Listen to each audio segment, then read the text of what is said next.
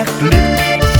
Wenn wir fetzen, wenn wir rocken, bleibt gewiss kein Auge trocken. Dazu braucht man keinen Zauber, keinen Trick. Es liegt ganz einfach nur an unserer eigenen Ort. Einmal soft und auf Verlangen auch mal Hort. Mitunter leise und dann wieder volles Rohr. Und nur für euch haben wir noch vieles vor. Es ist noch lange nicht genug, dies ist uns klar. Denn auf der Bühne da zu stehen ist wunderbar. Wenn dann die Stimmung auch noch gut ist und der Tanzboden kracht, das ist etwas, was uns glücklich macht. Wer uns bisher noch nicht gehört hat und nicht kennt, der hat wohl sicher etwas Wichtiges verpennt. Wenn wir mit euch tanzen, lachen und euch damit glücklich machen, merkt wohl keiner, wie die Zeit im Nu verrennt.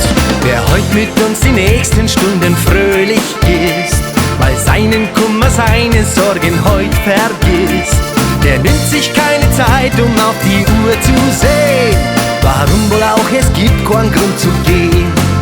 Es ist noch lange nicht genug, dies ist uns klar. Denn auf der Bühne da zu stehen ist wunderbar.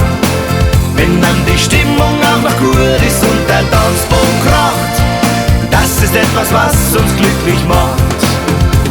Wenn dann am Morgen schon der Hahn recht fröhlich kräht, die Sonne auch vielleicht schon hoch am Himmel steht, schon längst begonnen hat ein neuer langer Tag, denkt daran, was ich euch jetzt noch einmal sag.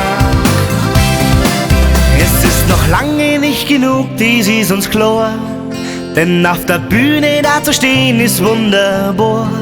Wenn dann die Stimmung auch noch gut ist und der Tanzboden kracht, das ist etwas, was uns glücklich macht. Es ist noch lange nicht genug, dies ist uns klar.